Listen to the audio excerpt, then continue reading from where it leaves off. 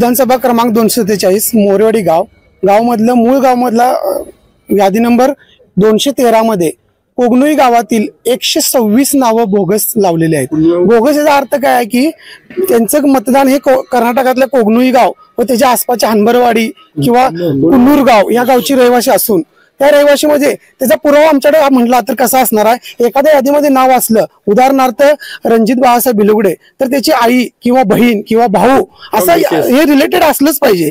पण या यादीमध्ये फक्त पुरुषांची नावं एक पान भरून पुरुषांची नावं आहेत। त्याचा माझ्याकडे यादीमधला टिकमार्क केलेला पुरावा पण आहे की ह्या लोकांना त्यांना बहीण किंवा काहीच नाही आहे। तुम्ही जर या यादीमध्ये जर बघितला तर या यादीमध्ये लेडीज हे या यादीमध्ये फॅमिली किंवा लेडीज हे नावच नाही, सगळे जेंट्सच आहेत याच्यामध्ये। तुम्ही याच्यामध्ये बघू शकता हे टिक मार्क केलेलं आहे, ह्याच्यामध्ये लेडीज कोणीही नाही आहे, फक्त जेंट्स एकसारखी नाव आहेत। असं कुठली यादी आपल्या भारताने अशी कुठली यादी तयार केलेली आहे की त्याच्यामध्ये फक्त पुरुषांना मताचा अधिकार दिलेला आहे। पुरुष कसे अधिकार करू शकतात, त्यांच्या महिला त्यांच्या बहिणी आया ह्या कुठे गेल्या? मग ह्या प्रकारचं राजकारण करून काय मिळणार आहे त्यांना? आता गेली आम्ही 20 दिवस रात्र दिवस आम्ही काम करतोय, प्रामाणिकपणे आमच्या साहेबांना अमोल महाडिक साहेबांना आम्ही भगव्यासाठी लढून त्यांना विजयी करण्याचा प्रयत्न करत आहे। पण विरोधी गटाने असं राजकारण करून 126 मतांना आज बोगस मतदान चालू आहे। त्यातली आमचे जयंत सर आले, त्यांच्या समोर आम्ही एक मत धरून दाखवलं, त्यांना विचारलं तुम्ही कुठे राहताय, तर संबंधित व्यक्तीच्या घरी राहतोय म्हणून सांगितलं आणि त्या व्यक्तीने सांगितले ती व्यक्ती माझ्या घरात राहतोय। त्याला सध्या मराठीही बोलता येत नव्हतं। तो मतदार इथला कसा झाला मोरेवाडी गावामधला? आता तुम्ही काय ऍक्शन घेतलेले काय? आम्ही ऍक्शन घेतले म्हणजे असं की निवडणूक अधिकाऱ्यांना आम्ही हे सगळं दाखवलं, पण ते अधिकारी काय म्हणतात की त्यांच्याकडे ओळखपत्र आहे। म्हणजे उदाहरणार्थ तिने 126 लोकांची ओळखपत्र तयार केलेली आहेत। 12 ओळख मधलं त्यांच्याकडे ओळखपत्र हे एक दिलेलं आहे। तर एका ओळखपत्रा 12 मधलं एक पुरावा ओळखपत्र आहे। ओळखपत्र सोडता त्यांच्याकडे कोणताही पुरावा नाही आहे। त्यांच्याकडे ना रेशन कार्ड आहे, ना रहिवासी दाखला आहे, ना अन्य कोणताही पुरावा नाही आहे। पण आता आमच्याकडे वेळ कमी असल्यामुळे आम्ही ते करू शकलो नाही। पण याच्यापूर्वी पण ग्रामपंचायतची निवडणूक 2022 साली झाली, त्यावेळी आमचे सहकारी मित्र विरोधक म्हणला त्यावेळेचे विरोधक आताचे सहकारी मित्र त्यांनी बी न्यूजला ही बातमी पण दिली होती की ही 126 नावं काढून टाकण्यात यावी, पण त्यावेळी कलेक्टर ऑफिस पर्यंत अर्ज देऊन पण याच्यावर काही कारवाई झाली नाही।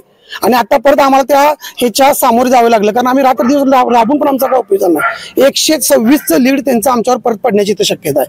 आम्ही एवढं राबून काय उपयोग झाला नाही। आता आम्ही या निकालात आपल्याला इथं स्पष्ट होणारच आहे। स्पष्ट होणे म्हणजे आम्ही डोळ्याने बघितलेले आहे की ही ही बोगस नाव आलेले आहेत। आम्ही परत निवडणूक आयोगाला एक अर्ज देणार आहे।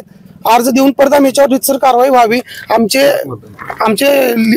ग्रुपचे हे आहेत दादा, हे दादाच त्यांना त्याच्यामध्ये आपण पुढे करूया म्हणून सांगले, कारण येणाऱ्या निवडणुकामध्ये जिल्हा परिषद असू दे, पंचायत समिती असू दे किंवा नगरपालिका असू दे, कोणत्याही निवडणुकीमध्ये पुन्हा हा प्रकार होणार आहे। आणि अशी नावे जर तुम्ही सर्च केला तर पूर्ण मोरेवाडी गाव किंवा ह्या 5 गाव मतदारसंघामध्ये तुम्हाला 250 ते 300 किंवा 2300 नावं अशी नोंद केलेली आहेत। ही नावं जर तुम्हाला पकडायची असेल तर त्यांची तुम्ही एकसारखी जेंट्सचीच नावं लागतात, त्याच्यामध्ये लेडीज अजिबात तुम्हाला भेटणार नाही। आणि ते दर खासदारकी अशी ही मतदान फक्त खासदारकीसाठी होत नाही। ग्रामपंचायत, जिल्हा परिषद, पंचायत समिती व आमदारकी ह्यासाठी ती नावं फक्त आणली जातात व बस भरून आणली जाते इकडं। मग अशामुळं आम्ही कित्येक वर्ष तक्रार केलेली आहे। ते कलेक्टरांच्याकडे पण रितसर अर्ज दिलेला आहे आणि त्यांच्यावर आम्ही हा संघर्ष करतच आलेला आहे गेली 20 वर्ष त्यांच्यावर। आणि गेली 20 वर्ष ही लोक असं बोगस मतदान करतच जिंकत आलेले आहेत। यावेळी त्यांच्या पायाखालची वाळू सरकलेली आहे, त्यामुळे ती लोक आता समजणार त्यांना की आता आम्ही काय करावं। त्यामुळे हे भरपूर प्रमाणात म्हणजे जवळपास पाचगाव जिल्हा परिषद मध्ये जवळपास 2300 मतदार तिने लावलेले आहेत। आणि आज मोरेवाडीत 126 आहेत, कंदलगाव, पाचगाव असं 2300 मतदार लावलेले आहेत। मग ह्यावरती कलेक्टरांनी लवकरात लवकर ऍक्शन घ्यावी व आम्ही परत आणि कलेक्टर साहेबांना परत आम्ही अर्ज देणार आहे। भाजपचं मुन्ना माडिक साहेबांचं, अमोल माडिक साहेबांचं इथं मताधिकार बघून त्यांना आपला हार मान्य केलेली आहे आणि त्या हार ह्यामुळे हे सगळं करत आहेत ती। त्यामुळं हे सगळं त्यांचं फक्त हार बघूनच करतात ती सगळी। आता काय झालेलं की मागच्या वेळेला ज्यावेळेला खासदारकीची निवडणूक झाली त्यावेळेला आपले शाहू महाराज विरुद्ध संजय मंडलिक साहेबांची निवडणूक होती. त्यावेळेस मोरवाडी ह्या मूळ गावठाणमधून ह्या मतदार केंद्रामधून आम्ही 133 मताचं लीड दिलेलं आहे शिवसेनेला. मग ते 133 मताचे जे लीड पडलेलं त्यावेळेस ही टोळी सक्रिय झाली. कारण त्यावेळेला सक्रिय का होत शकत नव्हती, कारण त्यावेळेला खासदारकी ही पूर्ण देशामध्ये one day one nation one एकच निवडणूक लागलेली असती.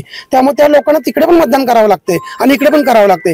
त्यामुळे ती बोगस त्यावेळेस काही करू शकली नाहीत, म्हणून त्यावेळेला आमचं त्यांच्यावर 133 लीड पडलं. पण आज आम्ही इतकं झटून पण पुन्हा तेच पुन्हा राजकारण झालेलं आहे आणि परत त्यांचं मताधिक्य वाढण्याची शक्यता आहे. पण ते होणार नाही, कारण इकडे जनतेने ठरवलेलं आहे की भगव्यालाच जवळ घेऊन जय श्रीराम करायचा आहे. म्हणून सांगतोय की आपल्याला आता भगव्याशिवाय पर्याय नाही. अमोल माळी साहेबांचा विजय हा निश्चित आहे. स्पेशियस, लक्झुरियस, सगळं मिळेल अगदी मनासारखं. बटू बिल्डर्स यांचा नवीन गृहप्रकल्प गृहलक्ष्मी रचना